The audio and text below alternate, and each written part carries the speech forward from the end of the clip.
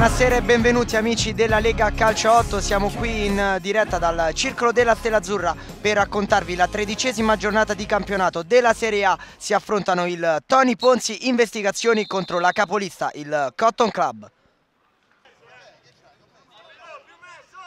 Mastro Pietro viene basso a prendere il pallone, poi va con il destro! È un gol pazzesco, quello del numero 10 del Cotton Club, 1-0 Cotton, ha segnato Mastro Pietro. Molto sacrificio da parte di tutti gli effettivi del Cotton Club. Ghilardi si gira con il destro, il pallone che lambisce il palo. Da questi a Paolo Latini, dentro Bettinelli, da questi a Fabiani.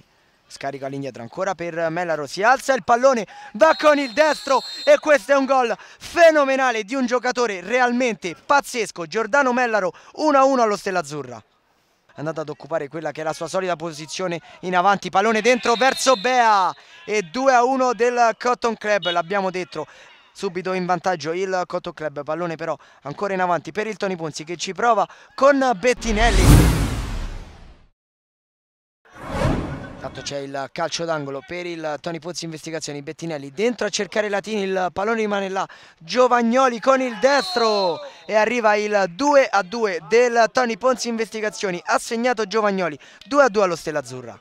L'appoggio all'indietro verso Giovagnoli, dentro per Ghilardi, prova ad esplodere il destro Tommaso Ghilardi ed è il 3-2 del Tony Ponzi Investigazioni, passa in vantaggio la squadra di casa. Le ultime speranze per il Cotton Club, dentro il pallone per Lefebvre, cosa ha sbagliato Lefebvre? Il numero 9 Dio ci aiuti, pallone verso Fabiani, chiuso da Zamperini che ribalta azione difensiva in offensiva, ma arriva ora il triplice fischio finale del match che sancisce la sconfitta del Cotton Club sul campo della Stella Azzurra. Partita perfetta per quanto riguarda il Tony Ponzi Investigazioni. Penso che in realtà forse l'aver iniziato comunque in difficoltà ci abbia dato un po' più di concentrazione, un po' più di cattiveria. Appena alla fine del primo tempo, che siamo comunque tornati a giocare 8 contro 8 per l'arrivo dei 3 giocatori che sono arrivati tardi, è come se ci fosse stato un calo di concentrazione da parte della squadra e ci siamo un po' rilassati, convinti anche che ormai 8 contro 8, se in inferiorità numerica eravamo stati comunque capaci a tenere bene il campo, 8 contro 8 avremmo vinto facile.